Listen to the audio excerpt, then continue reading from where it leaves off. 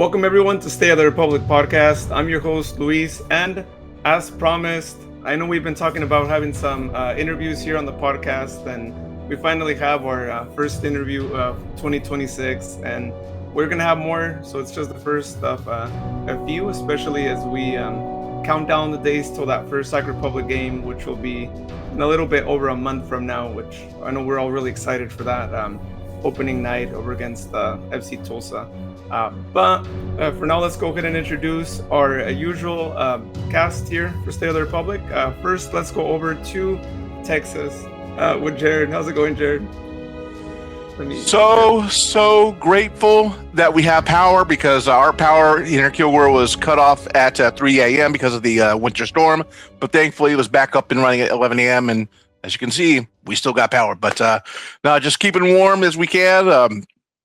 At the day of recording Sunday, we're looking at tomorrow to be in the teens, if not lower. But somehow, still doing excellent. Glad to be here tonight. Yeah, I saw the pictures you posted, and that was crazy. I couldn't believe that was Texas. Next, let's go over to I'll grow up with Sharon. How's it going, Sharon? Hey, everything is great. Had a great walk today. I am looking forward to our guest. This is a big time. This will be fun. So stay tuned. You guys are going to love this. Oh yeah, I'm really excited too, because if you worked alongside Adam Smith, and he's a name that's known around Sacramento Republic, especially the early years championship, plus your years that you were there, right? I feel like you and him worked the same years, right? Oh yeah, absolutely. And next, let's go over to, and he's going to be really happy that I'm introducing him like this, but the new podcast winner dinner champion, only for this year though, because next season it's going to be somewhere else. Rian, how's it going? No, I'm just saying, this trophy here, I think it's going to stay here for a good bit. I'm just going to have it perched up there, and it's just going to stay there for like years, maybe decades, maybe centuries. It's just going to stay up there, It's just going to have a permanent spot up on that shelf that everybody else can see. But yeah, I'm happy to be back here, happy to talk Republic, happy to talk all things Northern California soccer. Yeah, I think it'll be somewhere else, but yeah, we'll have to see it all throughout this year. So I did tell Adam about each one of you guys, and I did say that we have a stat guy, and if it wasn't for the freaking stats and how good he was at doing all that, he wouldn't have won. I would have won. It would have been my trophy. Adam, if you can hear this, just know that I've already won the trophy once. And to have the new guy, our major data guy, win it, it's just kind of like, oh, man. Anyhow, I know Adam can hear this. I think next season I need to win it by a wider margin to erase all doubt. This guy. Oh, boy. We should have Adam on to make some predictions. He gets to be my first proxy, but then that means he has to follow USL championship. So, we'll see. Well, he might be following it closely, right? So we have Adam Smith here on the podcast. We're going to get him out of here in a few seconds, but we're going to talk more about it on another podcast. But there's news from Fresno, right? Yeah, another version of USL, and Adam's been really big in the Fresno soccer scene, so we're really excited to hear about that. And he's also going to talk about his history, right? As I mentioned, Sacramento Republic days as a head assistant coach and other teams he's been. I mean, he has quite a bit of experience throughout. If you guys look at his Wikipedia, there's a lot of experience there. But Sharon, you worked alongside him, so I think it's only good if you actually do the introduction, because you've known him for a while, right? Yeah, I've known Adam for a while, and I absolutely adore Adam Smith and his family. So there was a wonderful familial connection when Adam joined Sacramento Republic years and years ago.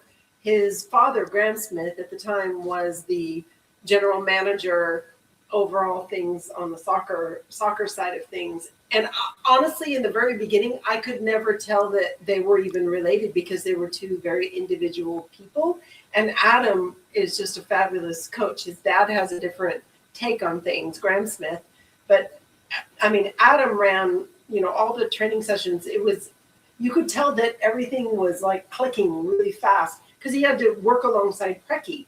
And so those years were fabulous years for us, as you know, 2014, 15, and so forth. So just, I can't say enough. He was always kind to me when we worked together.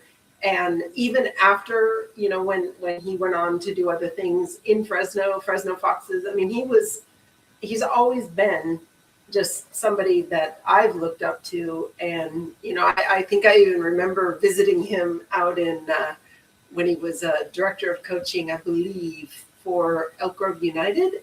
He'll tell us if I got the right soccer team. But, he has to stay in soccer. The dude played.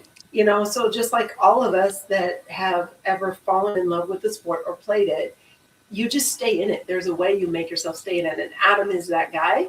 And to have him have roots in Fresno and really promote and do everything that he's doing now in the town of Fresno, in the greater area, in that part of the Central Valley, is just phenomenal. And to have him here today to talk about, anything he wants to talk about, but in particular, the stadium and the opportunity with USL again, he'll share as much as he possibly can, because this is good news for us. I mean, I'm sure it was a sad day when Fresno Foxes had that franchise got moved to Monterey Bay FC.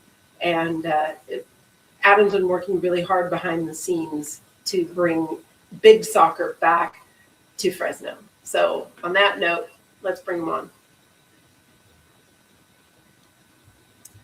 Hi guys, how are you? We're all good. So you can both see me and hear me. Yes. So okay. no Perfect. Funny noises.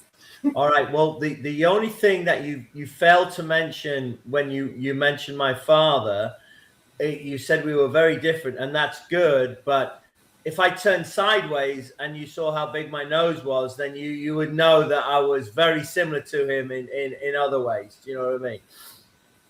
So we'll obviously start the podcast off on a good joke. But I really appreciate what you said, Sharon. I'll be honest with you guys. I'm very grateful to all of you for allowing me on. But I probably would only be on this podcast because of Sharon, because we're in the very early stages of things. There's been a lot of work behind the scenes. There's still a lot of work there's still a lot of details that cannot be released right now because of the city and because of the league and everything like that. And I'm referring most of the communications that I'm getting back to the USL and back to the city. But because it's Sharon, and because she was the mother hen of Sac Republic, and she was wonderful to me and my family, and I mean that with all sincerity, and she did a very good job aside from being a great person. That's why I'm on the call. So thank you guys, and I'll give you as much information as I can, and I'm really happy to be here. Well, let's just jump right in. We saw you on some news clips standing side by side with all of the dignitaries talking about the future of Fresno soccer. So lay a little groundwork for us of what you can share of what's going on, because obviously in the newscast, many things were already public, and your heartfelt speech was definitely, it hit home for all of us. Well, it's not fake for me. I think you know me well enough, Sharon, to know that I'm a very honest person. I wear my heart on the sleeve. So I've moved around a lot with the game. My family's had to sacrifice a lot. I mean, 5 years at Portland Timbers, as you know, 3 years with Sac Republic. Just bought a house in Rancho Murrieta in Sacramento. Didn't even stay one night in it. Then got offered the job at the Foxes at Fresno, and we were all in as a family. We moved, and it was the right decision, as much as it was hard to leave the area, because we loved our time in Sacramento and we loved the club. But it was the right decision, and obviously worked blood, sweat, and beers, as Warren Smith used to say at SAC, did the same thing at the Foxes, and got the organization into a great place. And if it hadn't have been for not having a stadium and not having a home, we probably wouldn't be having this conversation right now, because the team was set up for years to come. I mean, I between myself and the staff and all the players, we got everything in a really good space, and we were on a good trajectory. And unfortunately, the rug was pulled from underneath our feet, and obviously the team left. It wasn't that it just left and started again. It left and didn't start again for a chunk of time. You know, COVID hit, all those things happened. So it was difficult, but I didn't move. I mean, I've had opportunities to move. Maybe they've not been the right opportunities. Maybe there's been a reason. You know, I have a faith as well, so maybe there's been a reason why we're here, or the stuff that my wife's doing in the community here, how my kids have settled in the community here. We certainly love the Valley, and I've been working very. I've had to take some jobs. I've had to move away on my own, and live remotely for periods of time or whatever, just to keep relevant and keep in the game, and more importantly, providing income to support my family. But I've been working hard behind the scenes with the city, with the mayor, with the league, and the league have been very adamant about we believe in Fresno as a market. That's what the league have said, and obviously I do, because I've lived it and breathed it and seen what we've done in the USL Championship. But they were not ready to jump in until the time was right. They believe in this market, and they want to see this market come to fruition and be successful. I mean, it's the 5th biggest city in California. It's bigger, respectfully, it's bigger than Sacramento. So there's no reason why we shouldn't have a proper team here, and a proper stadium, and a fan base, and a great rivalry again with SAC and any other teams that pop up in the Valley. But they said, look, we've had 2 misses in effect, even though I don't feel the Foxes was a miss, because we were successful on the field. We were successful in the stands. It's just unfortunate it went away. So you could say, well, it's a miss because it went away. And then obviously the Fuego coming back, unfortunately that was a miss as well. So here we are, 3rd time's a charm, hopefully. And this time, hopefully I hope and pray it's going to be a massive, massive hit, and it's going to have longevity and be here for a long time. Well, that's all wonderful news. And it's interesting that you mentioned the Fuego, because, and I'm not certain, Villian Bijep only played for the Fuego, correct? No, he played for Sac Republic. No. He did not. I tried to sign him. I signed him with Paul Buckle. We signed him from Portland. We scouted him. We signed him to the Republic. And I tried to sign him at Fresno FC as one of my early signings, but he was too expensive. I couldn't afford him at the time. So he didn't come. Then he ended up coming to Fuego. I think I had 8 games as the coach of Fuego when they were in between coaches. Probably their most successful period, actually, of those 8 games. And Villian was playing for me. In fact, he texted me the other day when he saw the announcement. He said, all right, I'm coming out of retirement. I'm playing for you again, coach. I said, well, if your legs are still good in 2 years, we'll have a conversation. But, it's going to be a couple of years yet. We got a ways to go. Oh, my goodness. That's so cool. Because sometimes we do have Villian on the podcast, and he's just been wonderful. So, he's a fantastic guy. Yeah, he's brilliant. Yeah. Luis has a nickname for him from years ago. It was called Podcast Magic. Luis, you want to explain that to Adam? Yeah, we had him on the podcast the early times that we had him on there, and he would actually score a goal after whatever game he was going to play in the next one. He scored a goal. Happened twice. So, well, if he does make a comeback, which is probably doubtful, but if he does, let's get him on the podcast before every game, please, in 2028. So, yeah. That's so funny. It's interesting how small our worlds are when we look at the connections that we have, Adam. And I praise you for staying in touch with me, because every year, you guys, I get a digital Christmas card from Adam, either one way or the other. And it's a real treat to, hear from you and to know that your family is doing well, because, frankly, when you work next to somebody and you really appreciate them, you don't ever let go. And, through you, Adam, I've been able to establish a lot of other soccer relationships, and it's been great. No, I don't just send them out for the sake of sending them out, Sharon. Send them out. I'm grateful for the people that have been involved in my journey, and there's lots of them, and I try and keep in contact with all of those people. I mean, I was out scouting with Charlotte at the MLS event in Arizona that we had in December before the holidays, and the biggest thing about it that was just great for me, obviously it was lovely to be representing Charlotte and be out there and all the rest of it, but the best takeaway from that whole few days in Arizona was there were so many ex-players that I had coached that were now plying their trade in academies. So Renato Bustamante, who played for me at the Foxes, coaching the 16s at San Jose Earthquakes. Ivan Merkovich coaching the 15s at San Jose Earthquakes. Julius James coaching I think it was the 17s at Inter Miami. Evan Newton doing the goalkeepers at DC United. Roro doing the academy at Sac Republic.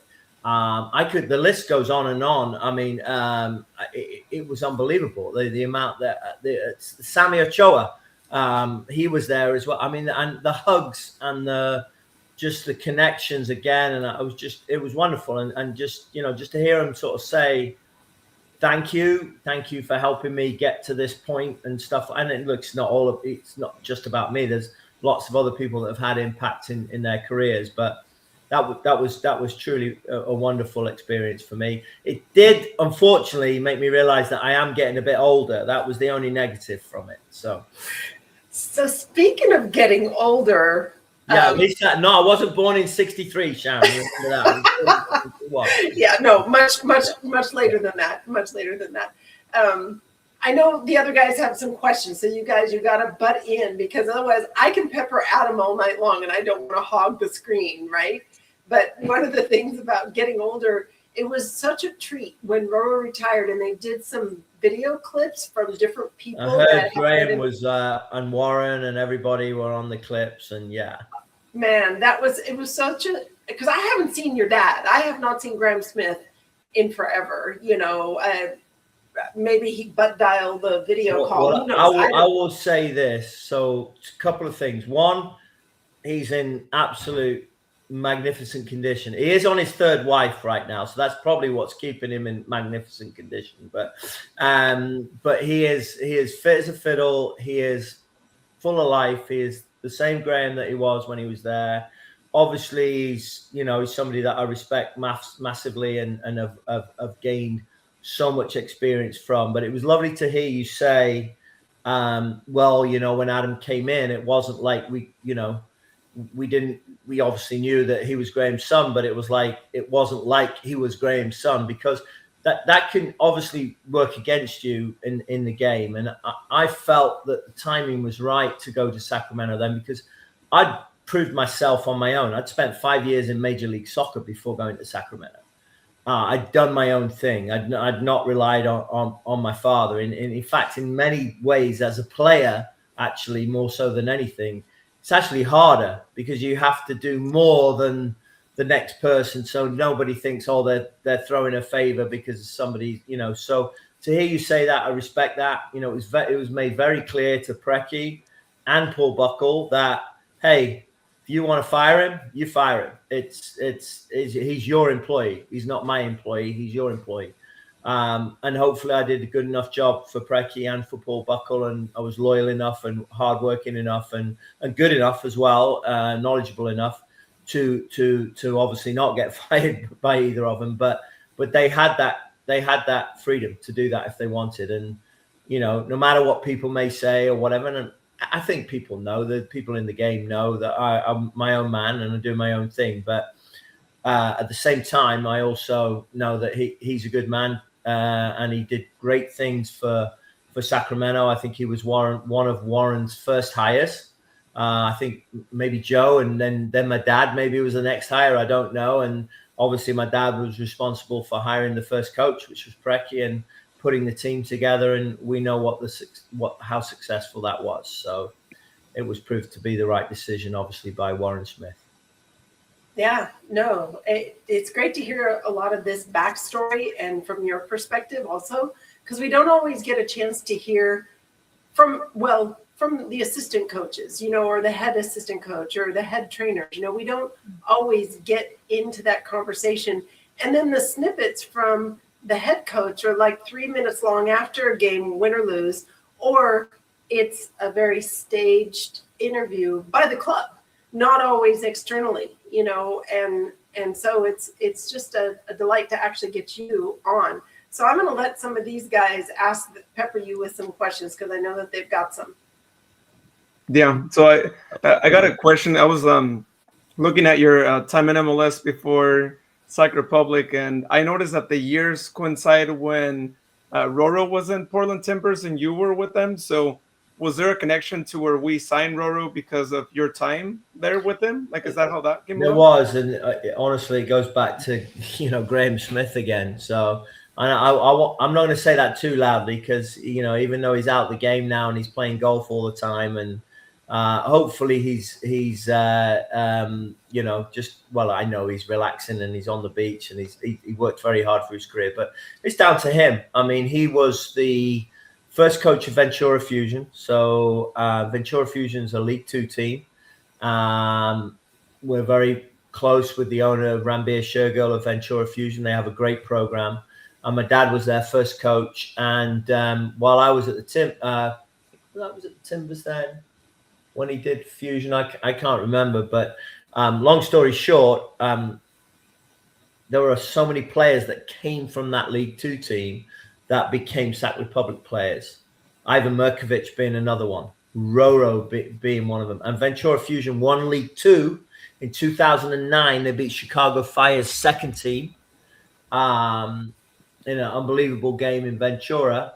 And then after Graham won that championship, he obviously stepped aside and just carried on his main job, because he was he was an agent and working in the game.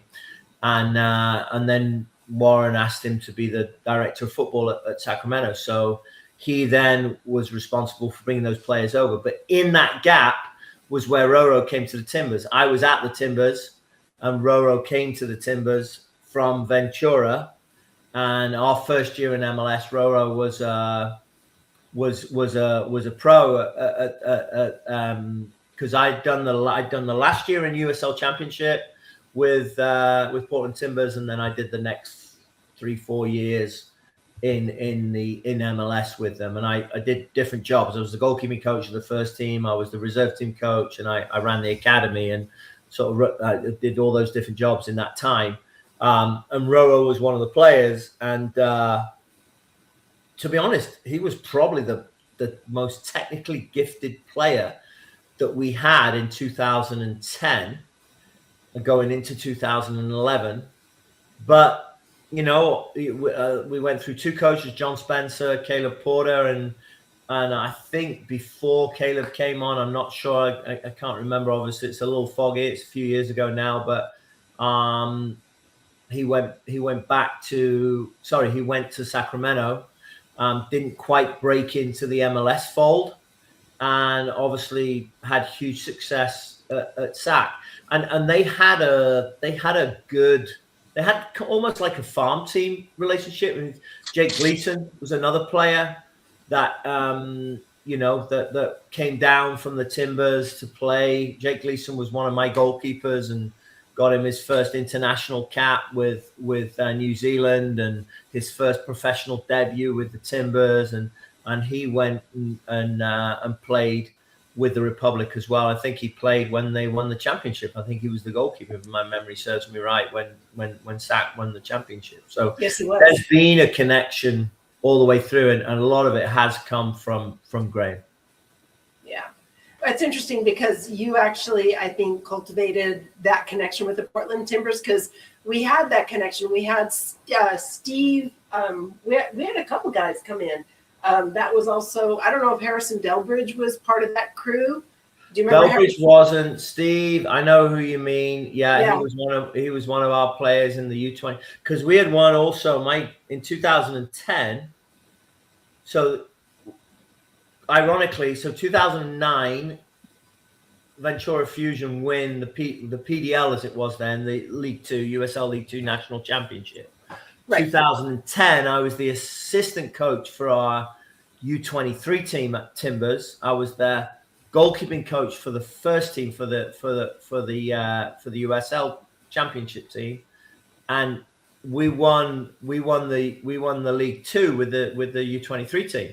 So I remember saying to one of the owners of USL, I said, "Hey, have you ever had a father win League Two and then his son be on the coaching staff and win the year later with a completely different team?" And I don't know whether they had or they hadn't, but that's basically what happened. Remember George and Alvis Powell? Yes. Yeah. Of course. Alvis Powell went on to do good things, and I think George did. There's so many players. I mean, you think about the players that came through and were part of the Sacramento's championship winning team. I mean, and that's what you need. That's what you need for success.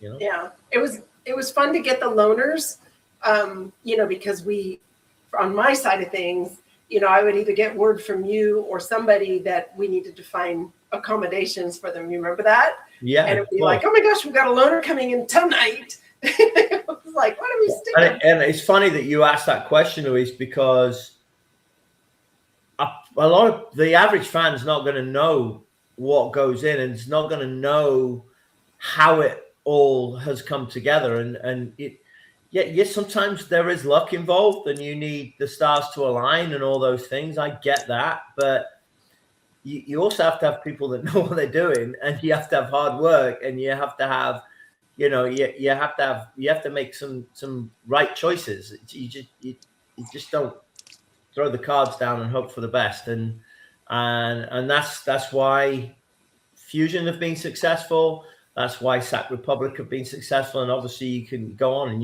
the success of Portland Timbers as well. So yeah. So full circle. Playing against Jordan Stewart back in the early days when we had scrimmage matches and Open Cup matches against San Jose, and he was the number 3 on their outside right back. Remember him? Mm-hmm. And now look at him. He's the head coach for Monterey FC. Yeah. So all of these wonderful connections. And I know you're probably going to, when the time comes, like you said, you're keeping yourself current. You're also a scout for Charlotte, which is amazing. I didn't know that until a week ago. How'd you land in that?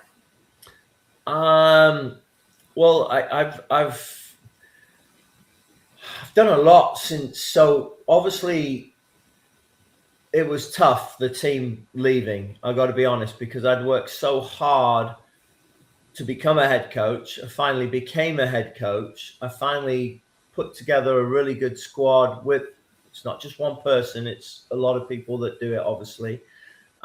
We were going in such a good direction in 2019. Just to give you some context, guys, I think you'll find this interesting, and hopefully the viewers will find this interesting as well. So we were second in the league. We just beaten Reno 3-2 at their place. We were second in the league. It was looking like we were going to have home field advantage all the way through in playoffs. We had 4 regular season games to go. And I got pulled into a meeting with the director of football of USL, with Frank Yallop, my GM, and then Ray Beshoff, the owner of Fresno FC. And this was a meeting at a restaurant in Fresno. And they said, we're closing down shop. We're going to move to Monterey. And I said, what? You said, yeah, we're going to move. You know, we've tried to speak to the city. They won't help us with the stadium. You know, we just feel that's, you know, the right time to move. And I was, but we don't know when we're going to start. And I was like, well, you do realize there's 4 league games left to go. We're second in the league. And if this comes out, everybody's going to be like, well, what about me? I've got players that have contracts, that have babies, that have wives, that have to put food on the table. I've got staff that, you know, I've got people from all over the world that we've put this thing together, that have worked their backside off to get it right. We're in a great position. We're flying right now. And this is what we're doing. And they said, yeah. I said, well, please do not let this leak out. Of course, the next day it leaked out. I don't know how, where, I'm not blaming anybody, but it leaked out. And then, of course, I had to, like, it was the craziest experience of my life, trying to, like, keep the ship together, speak to people, you know, oh, well, you'll get another job or this or that. I don't know what's going to happen. Let's just focus on what we're doing now. We lost 3 out the last 4 league games, or 4 out the last 5 games. We'd already qualified for playoffs. We were already sitting pretty. We would have ended up second, but we ended up third because of you know, just everything happening. And even the playoff game, which we were 2-1 up. We were 2-1 up. I think we were 2-1 up. Yes, we were 2-1 up, and we missed a goal from like 5 yards. I think it was Hiroki was the player that missed an open goal almost like from 5 yards away, and they went down the other end 2-2. And James Kiffey, of all people, scores in that game, who's an ex-Sac Republic player, for El Paso to win 3-2.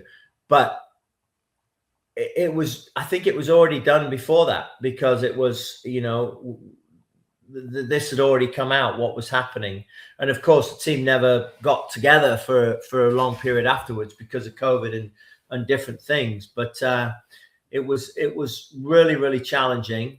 And I stuck it out. I stayed here, kept the family here, taking jobs. I went to Detroit City for a bit, worked there for a very short stint, and helped the coach who was going through some health issues at the time. So helped them do preseason and do some different things. They went on to win the NISA championship that year. And then I went to work at Fusion. You know, my dad's old club, went to work for the owner at Fusion. They had been on a hiatus because of COVID.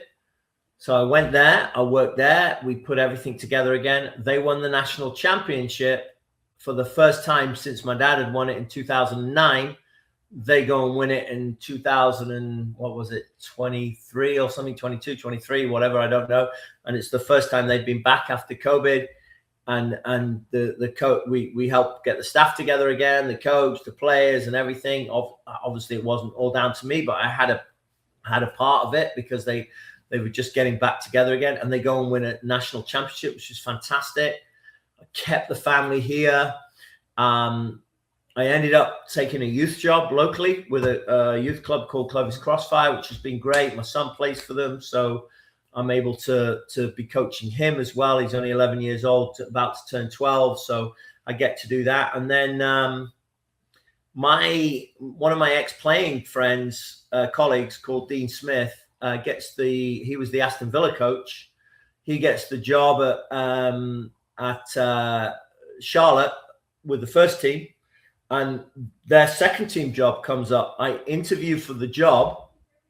I don't get it. He's not on the interview panel. It's the general manager and the technical director are on the interview panel. I do. The interview goes really well, but I don't get the job, unfortunately, because that probably would have been a job that would have made me go, right, let's move. Let's go to Charlotte and let's move. I probably would have done that, because obviously, you know, in Dean's the head coach and it's such a big club, and it was a really good job, but I don't get it.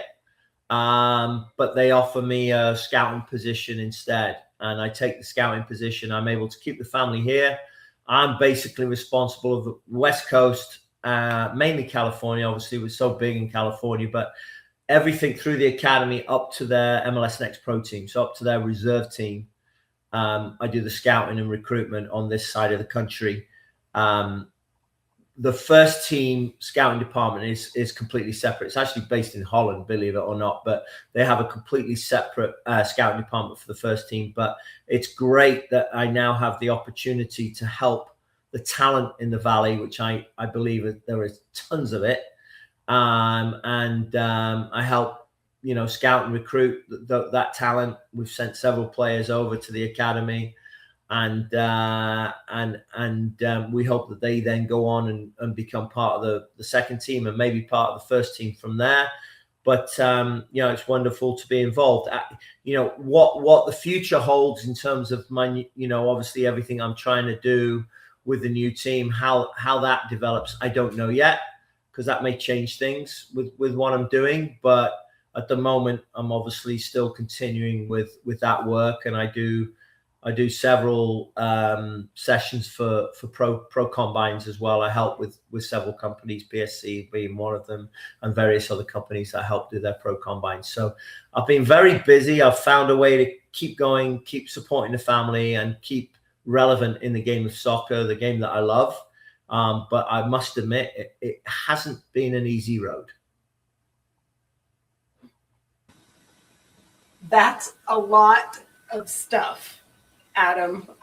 Sorry to just unload the guys with everything, but I want to be transparent. That's what's been going on over the last few years. It's been, it's been a lot of work, but it's been exciting. And there's a lot of good people that you stay connected with along the way.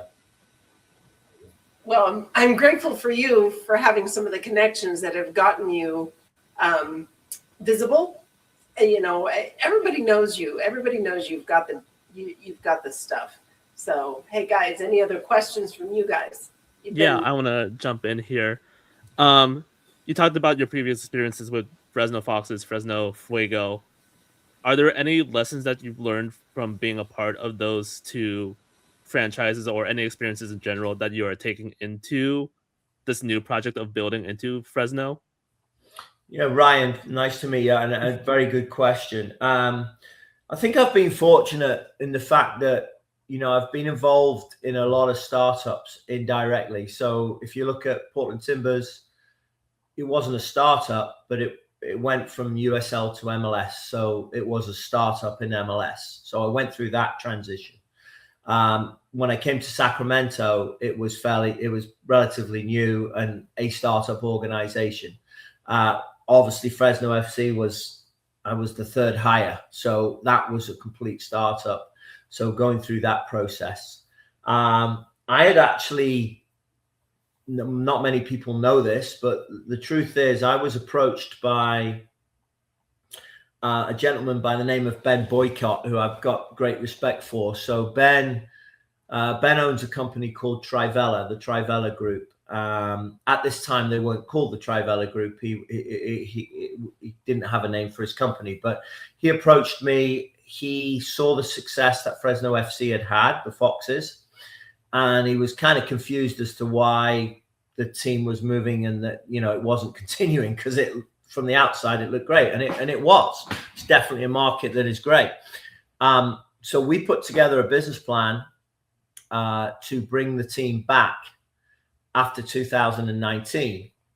And we had a pretty good business plan. And we had an investor based in Kentucky. And we were all ready. We agreed a franchise rights agreement with the USL. We found land in Fresno and agreed a 25-year lease on that land. And everything was ready to go. And then COVID hit and the investor pulled out. And so we were left with this business plan and a great idea, but no investor. So we had a choice. We either just washed our hands of it and went away, because he had other business interests that he was doing, and or we continued to try and find someone. And I said, look, I'm here. It's COVID. We might as well just continue pitching the project and Zooms and all the rest of it. So we did. And that's how the Ruelas family, you know, and every credit to the Ruelas family, even though, you know, the project's gone the way it's gone, you know, they decided to buy the franchise. They put their money in, and you have to be very respectful of that. My hope with that was to get a job and be involved with it in a great capacity, but I wasn't involved. I didn't get a job, and I definitely learned from that mistake, because I should have protected myself in the whole process. And unfortunately, that didn't happen. Now, I did get a job a year later, but it was not the job that I'd hoped, and it was not in the position that I'd hoped, and I didn't have the control or the what's the word I'm looking for? But the you know, just the decision making to ensure success of the team, and I didn't have that, and unfortunately, we saw what happened with it. It was, to be honest, it was a disaster. I mean, Fuego was a disaster. And I'm respectful for the fact that I did get a job in the end, and, you know, and all the rest of it. The one bit of success that we did have as a club, I set up regional training centers throughout the Central Valley. So we had one in Merced, one in Fresno, and one in Bakersfield. And I worked with a ton of youth clubs to try and get the best talent to attend these. They were free to attend these regional training centers. And I put together the Fuego Academy U20 team. We had 13 different youth clubs throughout the valley representing that team. And we won the NorCal USL Academy League in the first year. That's by the by. I mean, that was great, but that's by the by, because academy is really about development and trying to get players into the first team. But it was lovely to still do that. The biggest plus was 2 of the players from that team went and got professional debuts, one of which is now at UC Davis. The other is now on a 4-year professional contract at Nashville in MLS, Massimisek. So that was the biggest. I think that was a win for Fuego. The first team stuff was, you know, obviously both coaches that were hired had really tough times, and there were many problems with the coaches. I didn't have a say in the hiring of the coaches. I did take the team over for a short period of time. I think we had an element of success during that period of time, but I chose to step away because I could see the writing on the wall in terms of how things were going to go. But it was very unfortunate that, you know, it was great that we had professional soccer back in Fresno. It was just very unfortunate that it just didn't work, you know. And look, it's not, there's no one you can really blame. You're not pointing fingers, but for whatever reason, it didn't work. And unfortunately, at the end of last year, they decided to stop professional soccer with Fuego. I think they're still running, I believe, as an amateur franchise, but they're not running as a professional franchise. And I, you know, maybe some of it comes down to finances, because it's not cheap to run these things. And we still didn't have a downtown stadium. We didn't get the fan base behind. And Fresno is a market where you need to have a good product on the field. You need to win, which we obviously did in 2019. That's why we had great crowds. If you don't get that, then you're going to struggle, and it's going to be very, very difficult. So as I said, I appreciate what people tried to do and what ownership tried to do and everything. Very, very grateful for that. But I learned from the process that, I need to try and do things differently to ensure some security with things, and to help bring the success. And hopefully this time around, we're going to have that hit rather than another miss. But it's going to take a whole community and a lot of people to come together and beat the drum the same way. Otherwise it won't work. But we need that. This definitely is a market that can have huge success and a great soccer team. But everybody has to come together. So hopefully we can get it right this time around. How's the Chamber of Commerce involved? Because I know that Erica Bjork, locally, she's still involved with USL. And she has a lot of critical links that help when you're with a Chamber of Commerce. Yeah, we do have that connection. So where we're at right now, just to paint a picture, because I'm sure this is a question that's on Jared's, Ryan, and Luis's lips as well as yours, Sharon, is, okay, so is this just another go at professional soccer, and is it going to just fall by the wayside and be a failure? I mean, I hope and pray not, because I've stuck around and I'm here, and I'm going to be like a bulldog with a bone and do everything within my power to make sure that it isn't. So what I've had to do over the last year and a bit is have several meetings with the league involving flying out to Florida on my own dime and going out there and speaking with the league and talking about Fresno and all the rest of it. I've had to have several conversations with the mayor of Fresno. We're in a different space right now. So we have a mayor that understands what soccer is all about. The last mayor, when Ray Beshoff was the owner and Frank was the GM and I was the head coach, that mayor was kind of phasing out. I don't know the mayor, but he was phasing out, and he was not a soccer guy. So there was no real interest for him to try and make things work. We have a mayor that is going to be leaving office at the beginning of 2029, and he wants to leave a legacy. And it's not just a soccer legacy. He wants to leave a downtown legacy. We now have funding from the state of California, which has never been, I think the most Fresno's ever been given in terms of funding before in the past is about $16 million to redevelop downtown Fresno.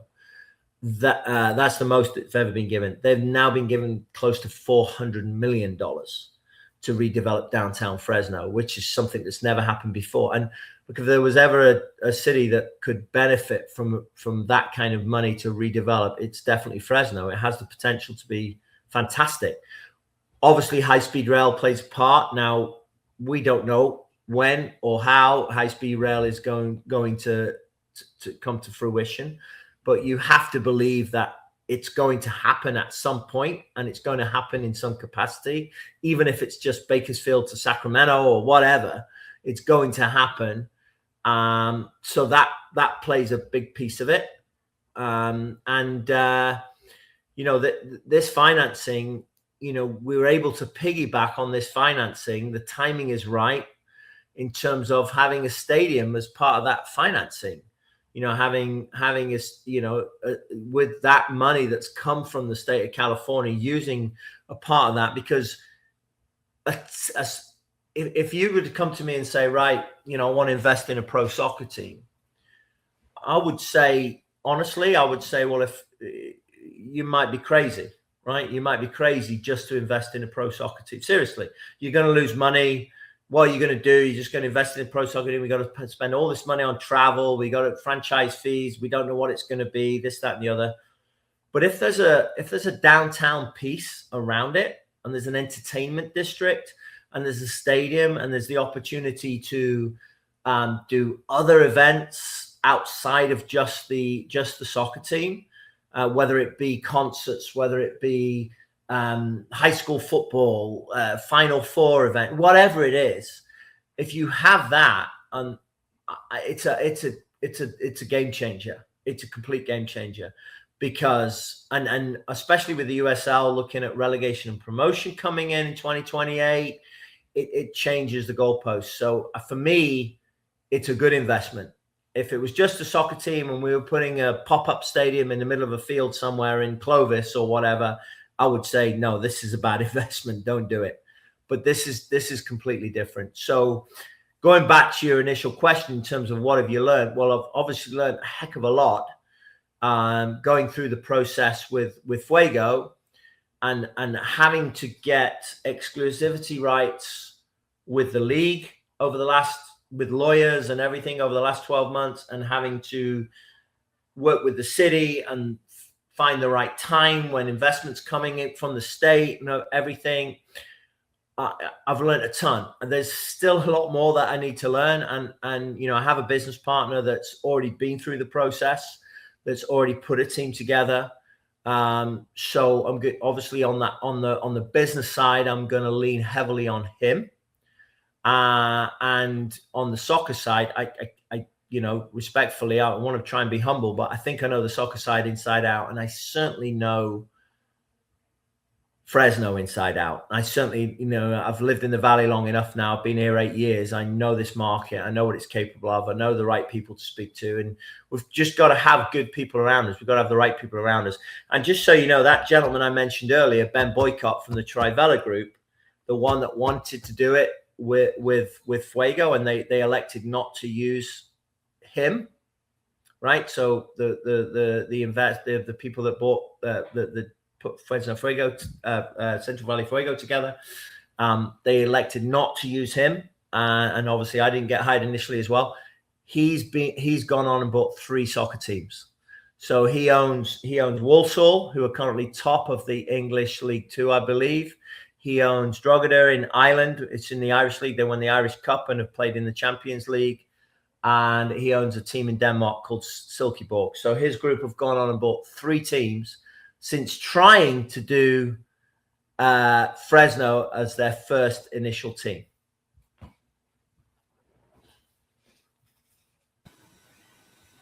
That has got to be a 180 head spinner for some of the people that were like, why?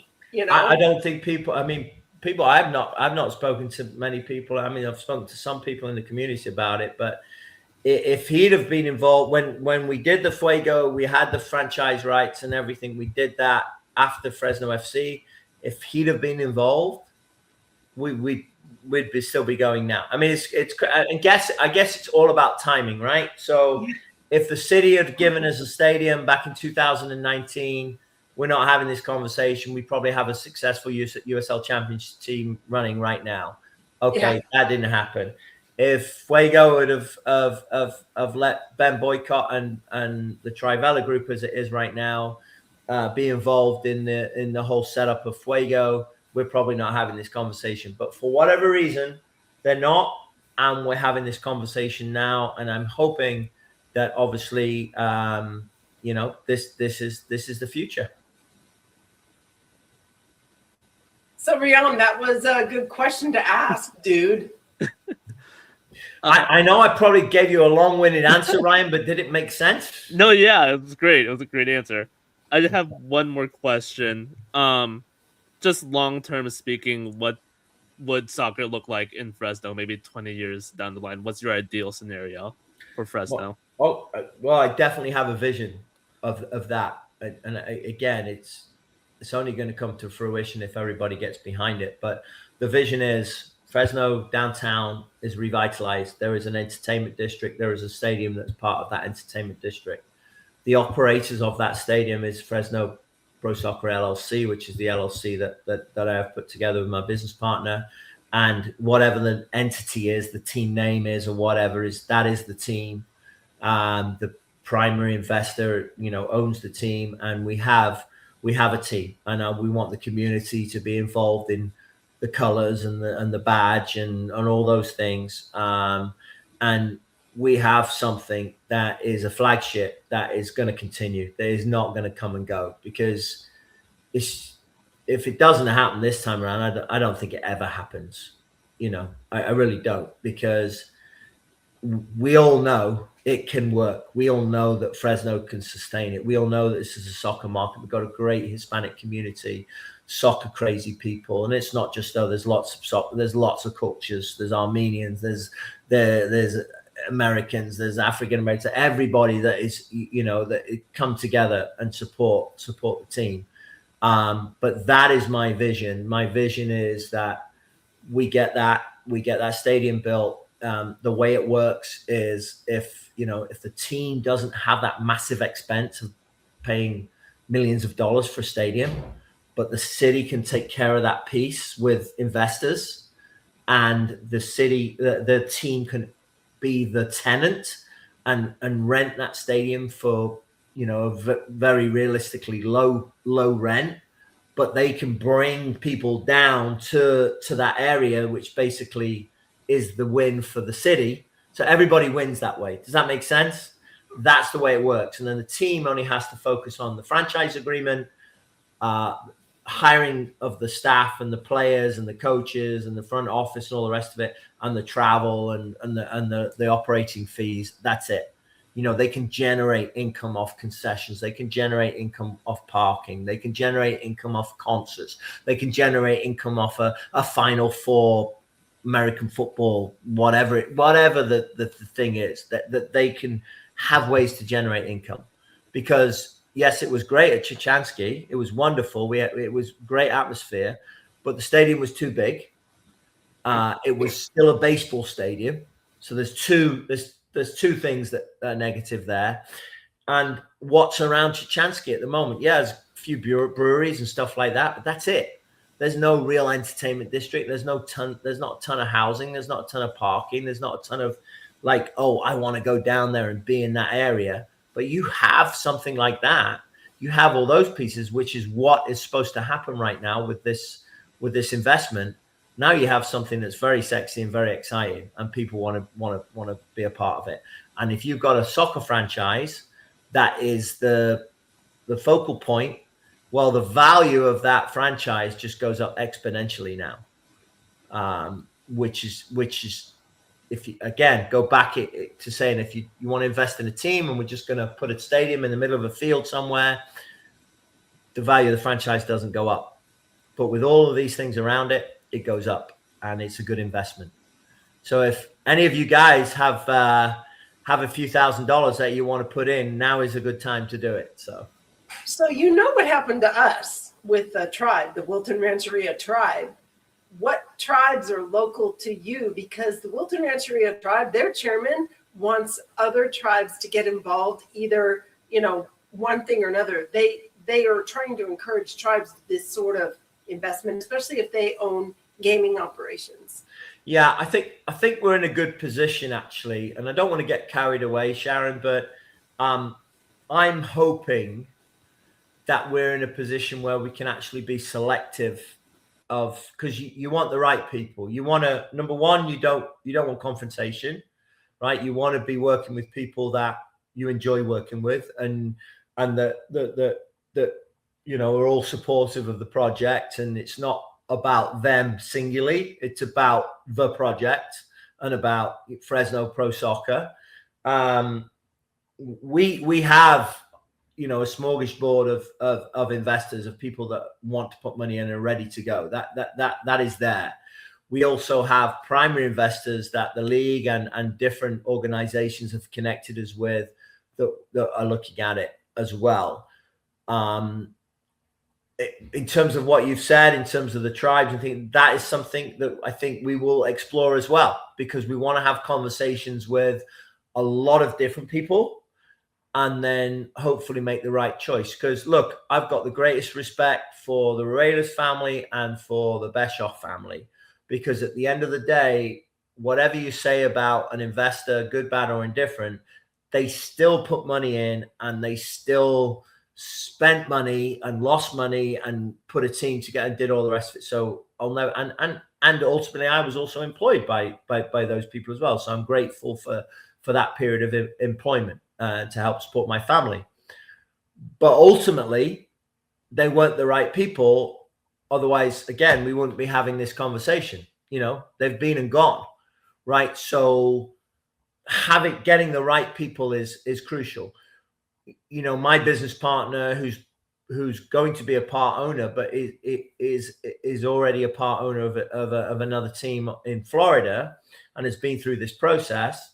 We want his investment people and everything. They're going to be part of it, but we need local investment as well. We can't just have everybody from the outside, because then we get that negative connotation. Oh, and it's just a bunch of people from outside that are trying to make money. They don't care about the valley, all the rest of it. So we want to be very selective.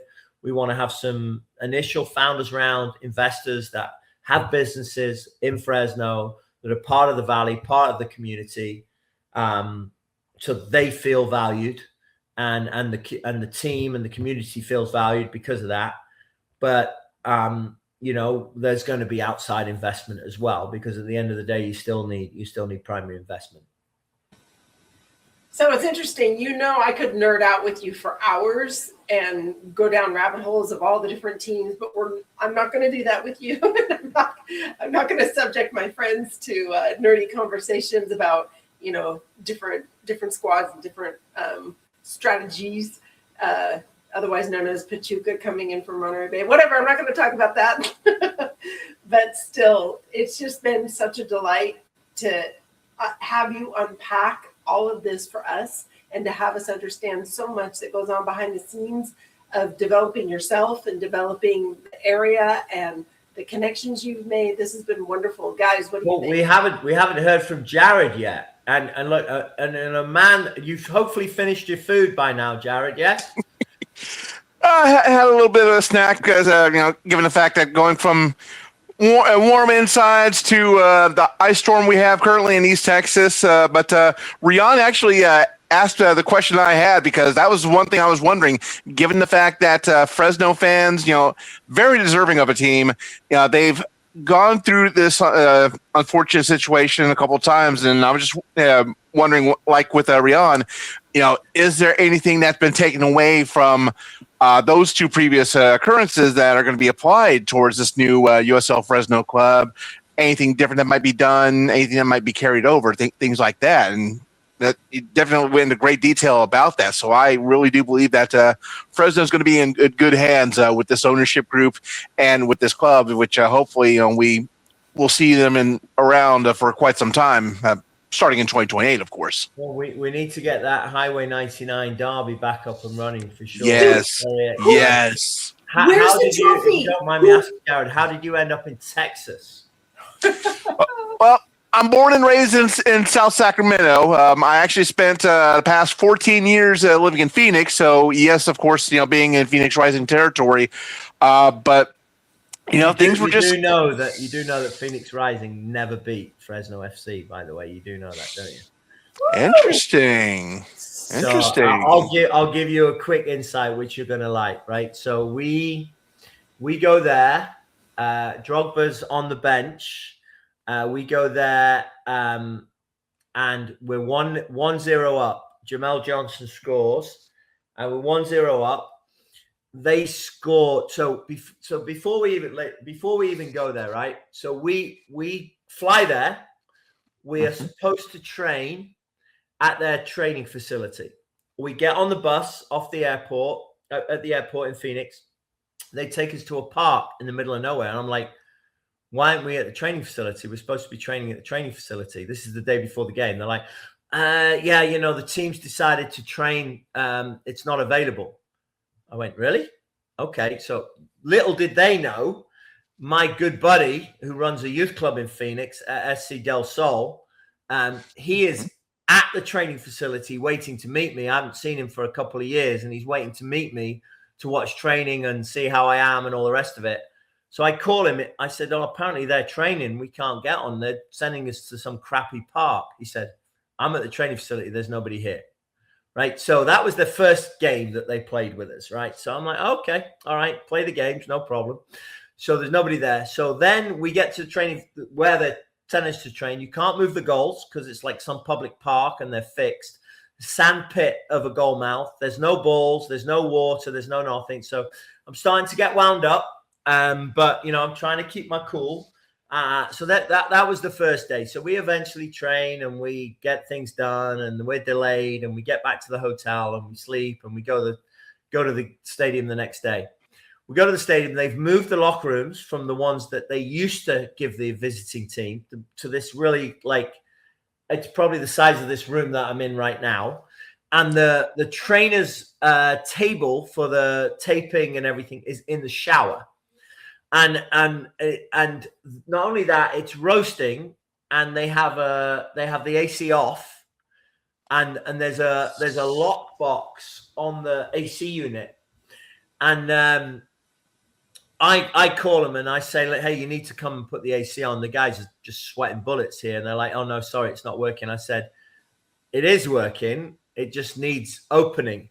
So they send somebody in and they open it and they turn it just down like a couple of notches. And Danny Barrera, ex-Sac Republic player, quickly puts his hand up in the box like that, stops them from like touching the dial any further and goes, I'm going to turn. So he turns the AC to like a suitable temperature and then they lock it and they walk out with their tail between their legs. So this all happens. Then the game goes on.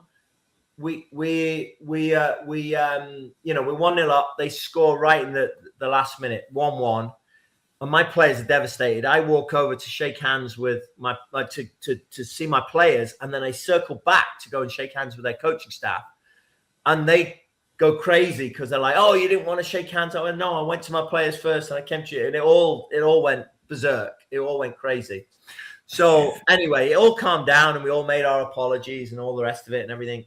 So when they come to our place, I write on the whiteboard. There's a Bible verse about reaping hot coals on your back and all the rest of it. You know, just basically remembering what they did to us to play games, so that we could like sort them out in our home. And we beat them 4-0. So that was year one.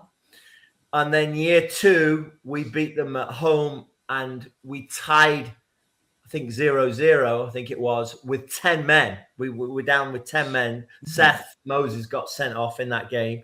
So we tied them with 10 men. So they have never, ever beaten me. All the money that they had, their budget was $1 million plus. My budget was $500,000 for players' salaries, and they've never beaten us. So sorry about that, Jared, but I had to jump in when you mentioned Phoenix. So no, that was a great story, and yeah, I mean, given the fact that AC is big in Phoenix, that goes without saying. I mean, given the fact that it's one of those states that AC is a medical necessity. Especially a facility that's at 85 degrees.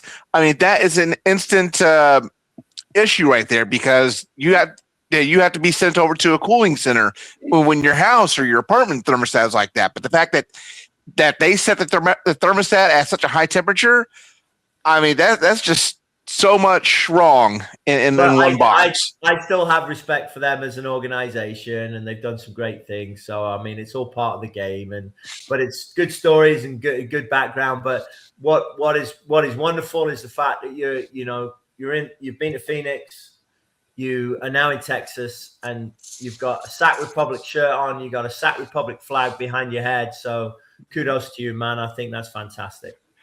Yeah, and I'm just looking forward to 2027 when Republic FC make their visit to the Cotton Bowl to play against Atletico Dallas. And that's just a 3-hour train ride away from where I'm at in East Texas. So I'm chomping at the bit for that. Brilliant, man. Brilliant. Well, if you get any, if England end up playing your way in the World Cup and there's any tickets going, let me know. I'll be there in a heartbeat. So will do. That'd be so much fun. Oh my gosh. Guys, has this been wonderful, peeling back the layers of what happens behind the scenes? Oh my God. Adam, the stories. The stories of playing different clubs. When Phoenix Rising came to us, and it was Jordan Stewart, and one of the Wright Phillips brothers was on the team then. Remember that? Yeah, I have his shirt on my son's bedroom wall, signed Sean Wright Phillips. Yeah. Aw, yeah. So they play those kind of shenanigans. They also have going on. They hid Sean Wright Phillips' shoes, and I was part of it because I was the visiting team hostess or whatever you want to call me. So I had to be there at the training grounds when they were there, and they fussed so much about this, that, and the other because they had these guys on the team. Didier Drogba wasn't there for that match, but they pull those kind of shenanigans as a team. And you remember how they knocked us out of playoffs with Asante handballing the ball. Yeah, that was big news, and that was during COVID. So the hand of God. Yeah, the hand of God. Exactly. It was horrible. yeah, we still don't like wherever Asante goes now. He's retired. We don't like him. So, when he went to Phoenix, fine. We hated him there when he did that. And then he went somewhere else. And Jared always let us know where Solomon Asante was playing so we could hate him. Mhm. The team that he was playing for. Go figure. Yeah, of course. Now he is retired. I believe he has become part of the coaching staff with Texoma FC. So they still have the curse going on, as I've called it, because I was set to be a fan of Texoma FC when they debuted in USL League One not too long ago. But then as soon as I saw the signing, I pretty much had a Jon Stewart pizza rant style response on all that. So I'll leave it at that so we can keep this episode family friendly. There you go. Anyhow, please give our best to Vanessa, Asher, Chloe, everybody, Thank you. And, yeah. Well, thank you, Louise. Thank you, Ryan. Thank you, Jared. Of course, thank you, Sharon. Sac Republic will be forever in my heart unless they're playing one of the teams that I'm coaching or involved with, and then they won't be for that 90-minute spell or 120 if it goes to overtime. But other than that, I always look out for the result. I've got great memories. I'm very, very grateful for the time. In fact, I'm meeting with Warren on February the 19th. I'm going on a scouting trip to the Olympic Training Center, Chula Vista for Charlotte.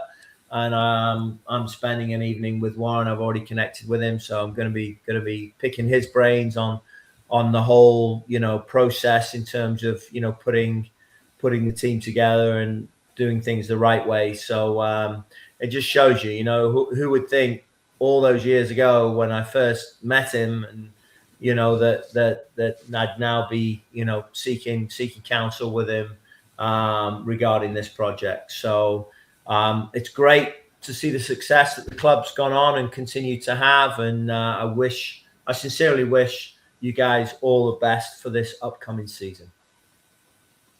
We appreciate that. And Adam, we are the only fan-based podcast for, that analyzes Sac Republic. We are not part of Sac Republic, but we're the only fan-based podcast. And I think we're the only fan-based podcast for soccer in the Central Valley. Is that right, Luis? I think so, yeah. Unless someone else is wanting to start one, then we're open to that, So Luis and Ryan, you guys are both in Sacramento, though. You're not like Jared and out of state. So I'm actually not that far from Fresno. I'm in Modesto, so I'm kind of midway. Okay. That's why I'm really invested in Fresno too. Okay, brilliant. I was actually in Turlock. My son's 2013 team played CV FC today in a friendly game, and we gave them a good pumping actually, so that was quite nice. So, but it was great of them to host us. It was wonderful, and then I went and did some scouting in the area. There's so much talent. There's so much talent, and it's a crying shame that a lot of it gets missed. That a lot of it, you have to drive from Fresno or Clovis or Merced or whatever to go and train at San Jose Earthquakes, or respectfully go drive and train at Sac Republic. It doesn't make sense, really. We need more MLS Next academies and throughout the valley, and we able to give those kids the opportunity to be kids and have a life outside of soccer and also concentrate on the schoolwork, but at the same time be playing and training in a very good environment. So yeah, I'm spending a lot of time in Modesto and Turlock and Merced and going the other way down in Bakersfield as well. Looking at players, we've got a lot of good players in the valley, and we have a lot of talent. It's great. You always have. The valley has always been a hotbed. Yeah. Fantastic. Well, thank you guys. Is there anything else that you need from me this evening? We're going to have you back on. So, we're totally going to have you back on in a few months. So this has been wonderful. No problem at all. I think I've relayed what I'm allowed to relay. Obviously, there is more meat to the bone, but I have to be respectful of, the USL have been brilliant through this whole process. The city of Fresno have been brilliant through this whole process. Can't thank both entities enough. but as and when they're allowed to release more stuff, because there's so many people asking, well, exactly where is the stadium going to be? How is downtown going to be developed? What I know a lot more information that they have to release at the right time, and then USL want to release nationally in terms of who's behind the project and all the rest of it. But I have to be respectful of that, and then hopefully when we're on again, then we'll be able to dive in much more deeper. We'll stay in touch. Yeah. All right. And see, you're going to come up to a Sacramento Republic match. I know you always surprise me. I see you. It's great. So when I see you again, when I'm there, I'm going to reach out. Don't worry about that, Sharon. In between Christmas cards. That would be fabulous. Well, I just wanted to say thank you for all the work that you guys are doing out in Fresno, bringing USL there. I know, as you probably have heard, right, USL is also talking to Modesto, and there's a stadium already in the works, or they're trying to get that developed. So that's another. We could have a sorry, I don't mean to interrupt you, but we could have a league in California. Really, we really could. You know what I mean? Obviously, AV Alta's already there. They're doing some good things. You could have a team in Bakersfield, no doubt, right? There's ourselves. There's Modesto. There's the Burrito Boys, for crikey. Pardon, Sharon? There's the Burrito Boys in San Francisco. I mean, come on. I mean, there's like we could. El Farolito, yeah. Yeah, I mean, there's so much we could do, and yeah, I know. Obviously, the league's been gung ho on trying to get the Modesto thing off the ground. So, what is the group behind that? If you don't mind me asking, Luis, on that. I think they're still in the works of that, but the city is the one who's going to be helping out with the stadium, along with some private investors. But they already selected a site downtown, along with a training area, which is going to be just on the other side of 99. So. It all looks great. I mean, the city voted, city council, unanimous vote. And so I think we're just all following it along and seeing when they're actually going to start construction, because there's some demolition they're going to have to do for the stadium. But I mean, that's what you need. You need the support. Like the mayor has a great team behind him, and they're all gung ho about it. If you don't have that, then you don't have anything. But that's wonderful to hear that you have the support in Modesto as well. So. Hopefully as we go through this process together, we can, the two cities can help each other. Oh yeah, well, I'm looking forward to those games. That's going to be another good rivalry, whether it's different leagues, whatever. They're going to meet at some point, right? USL Cup or Open Cup. There's avenues. Fantastic. Love talking to you. It's been great, friend. All right, guys. Thank you very much. I wish you well. 1 hour and 19 minutes as well. So that. I do talk too long. I do apologize, but I really appreciate it. Hopefully it's been helpful. Hopefully it's been insightful, and wish you luck with the podcast. And as I said earlier, I wish you luck with the rest of the season. We'll send you the season. Oh, we certainly appreciate your time and spending your weekend with us here. And I'm sure our listeners will definitely appreciate it as well. And we look forward to seeing what's cooking in Fresno. All right. Take care, guys. All the best. Thank you, Adam. Thank you. Bye. All right. Well, let's get the layout back here. Man, that was fabulous, wasn't it?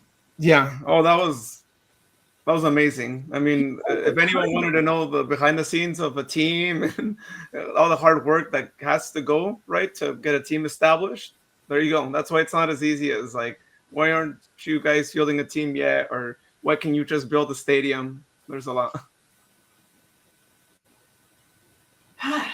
Thanks, guys, for chiming in with some questions. For me, I love when the curtain gets pulled back and we get to see, all of that has to happen and what goes on, and even some of the backstories. I mean, to hear the story about Phoenix, what they did there, I could listen to that shit all day long. Somehow I'm not surprised when it comes to Phoenix Rising. So that's par for the course. Yeah, explains the handball situation, right? It's like, okay, we saw it on the field too. Everyone saw it. Bunch of pranksters. So what's next, Luis? We've got a couple items of business. Yeah, well, I know he mentioned quite a few things. I just wanted to share this on the screen here for you guys to see. Shout out to Google's AI for condensing all the information here, right? But we spoke about this. He spoke about this, of course, and linked here. But there's a few more items, right? For anyone who's wondering what's their timeline looking like. They're hoping to field a team by 2028, right? That's the plan, which would be great, right? It's like next year we get Sacramento Republic Stadium, 2028 Fresno team, great. Lots of soccer things going on in the Valley. Hopefully, Modesto team follows afterwards there. But the stadium, they're proposing about a 5,000 seat soccer specific stadium. Downtown Chinatown area is what they're looking like. I know we didn't ask Adam like what USL league they're looking at, but based on them saying a 5,000 seater, I'm assuming the team would probably start in League One, right? Is what my assumption, right? If it's a 5,000 seater. And I would also assume there would probably be some room for expansion, right? I think that would be a good plan, just as I think modern stadiums, that's what they're doing there. And just a few more details here. So they're hoping, to go through a year-long, engagement. As he mentioned, there's a lot that they need to figure out still with ownership, financing, figuring out where the stadium will actually be at. The proposed stadium venue, it's estimated to cost $50 million. Again, we mentioned the locations already right there. And the mayor, as Adam mentioned, he's been pretty active in the negotiations to find out what private partnership they could go with right there. But of course, city's not looking to completely fund the stadium. That's not something that is in the options there. And as Adam mentioned, they just repeat here. So they're looking to just establish a larger entertainment district. So yeah, I mean, that's what you got to do. That's how you get the money to come through if there's going to be a year-long events going on. So yeah, lots going on there. We're going to keep everyone updated once we get more information, but it's a quick timeline, right? To not only build the stadium, but also put together a team, figure out the team name, players, training facilities, and they're going to do all this in 2 years. So just shout out to them. I hope there's no delays and we could see a team, in 2 years, and we could have some Sacramento Republic games against them in whatever competition it might be. So that's that. Now, we mentioned it on the last podcast, but usually there is a new Sacramento Republic player or two, right, that gets signed inevitably after we record. And that is the case, right? So, Rian, not to put you on the spot, but I know you've done your homework, right, on our signing afterwards. So can you tell us more about our signing post last podcast that we haven't been able to talk about? Yeah, so this will be about Kyle Edwards. He comes in from Hartford Athletic. He was their leading scorer. I believe he was their leading scorer, and he was their leading scorer where he primarily came off the bench. A lot of his goals that he scored were off the bench. Let me see. He had a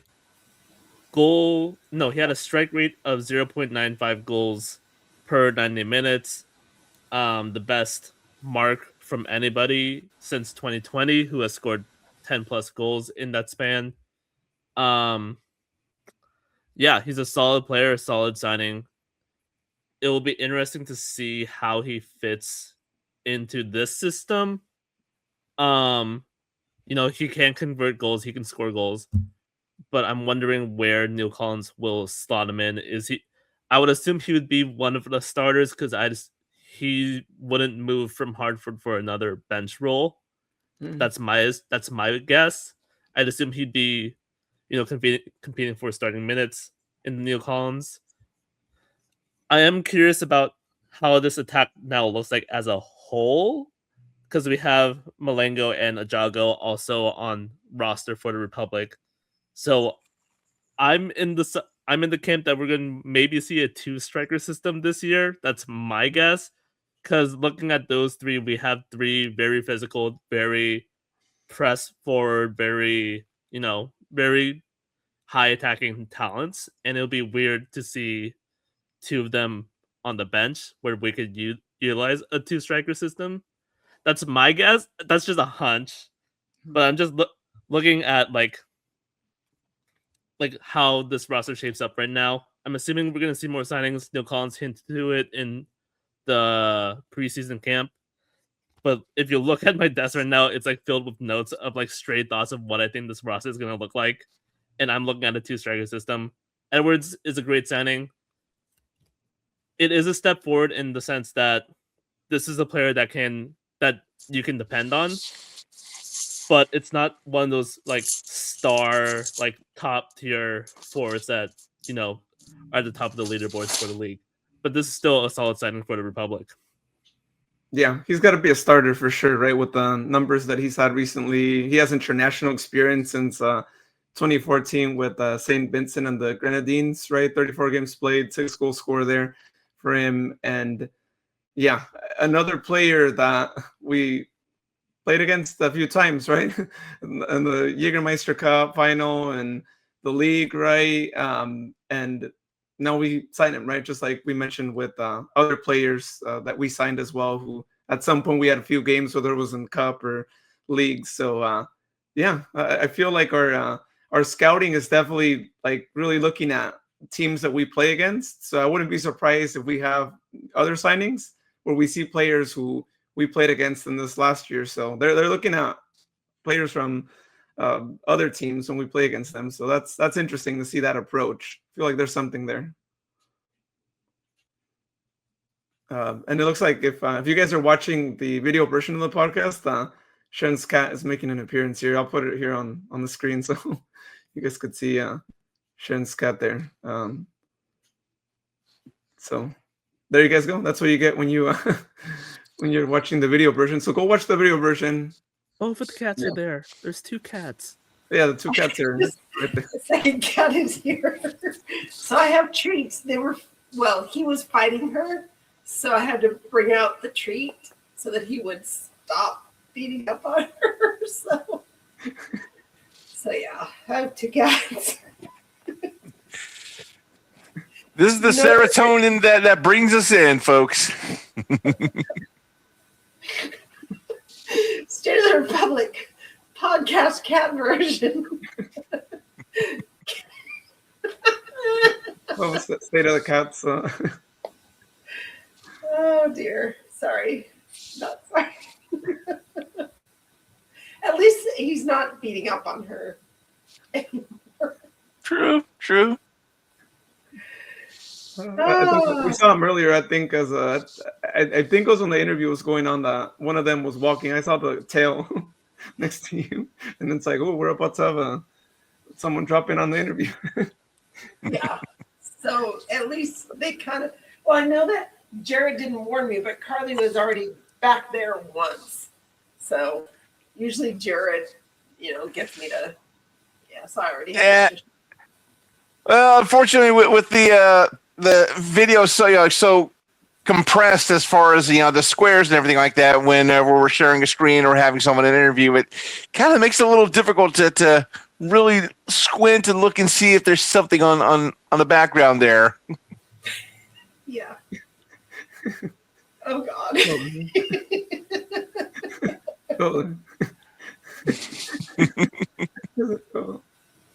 I'm trying to get him to go up because he'll do that. He'll go up.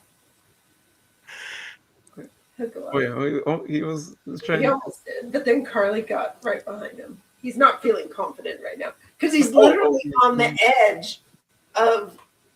He's right there. He's like on the edge, so he won't go up. Oh my God. He doesn't feel confident. All right. If you want it, you have to go up. You have to go up. Watch out. All right, shake. Good boy. Other paw. Good boy. Did you see that? He shakes. Yeah. He does tricks. All right. There you guys go. Well, for the people who are listening to the podcast, go back and watch the video version because it's longer than what I cut on the podcast, by the way, just because But if you guys want to see Sharon's cats, go watch the video version of the podcast around after a minute 26, 27. I think I didn't see the time, but we're at 129 right now. But cool. Well, thanks for the information, Rian. Again, another new signing. Next recording, if we get more signings, we'll talk about them because we probably will, right? We're about month and like 2 weeks away from that game opening night, March 7th against FC Tulsa. Jared is going to be there, right? All confirmed. Already got my airplane tickets. I'll be flying out from Longview. Cool. So we're going to have the full squad there. Well, Rian, you're going to be there, right? Like, there's no. It should be. I'll do whatever I can. We've got to get a photo. Yeah. Well, of course he's going to be there. He's got to show off the trophy somehow. Woo! Oh, that's true. He's going to have it right there in the media I should table. bring my crown too. Mm-hmm. You have to wear the crown for the photo, and we'll have to get Irina to take the group photo of, of the four of us. So it's a good photo. There we go. Yeah, we'll have to get you. Or I think, did I get you a scarf? I think. Yeah. It's scarf party. Right? It was in the bag. Yeah. Yeah, right there. So Jared, don't forget your scarf too, so that way we're also wearing the scarves. Which, by the way, if anyone's interested in a scarf, just let me know. If we get enough interest, then we might do another order at some point. Maybe like do them different, maybe for a new one. So just let us know for those people. It's been a while, right? That was like, we're talking, I don't even know, 3 years ago maybe or something. Yeah, I want to say might have been 2022. I'm not sure, but it feels like it anyway. Yeah. It's been a while. Yeah, it's crazy. This year we're on what, 6 years of the podcast in the fall. So. Oh my God. Yeah, it's been some time. All right, y'all. Last final parting words here before we say have a good morning, good night, and then see you next time with another interview. Hey, keep it real, Sacramento. Keep it real. And go Republic and go Fresno. We need you. Yeah, keep your eyes out posted on what's coming out of Fresno and go Republic.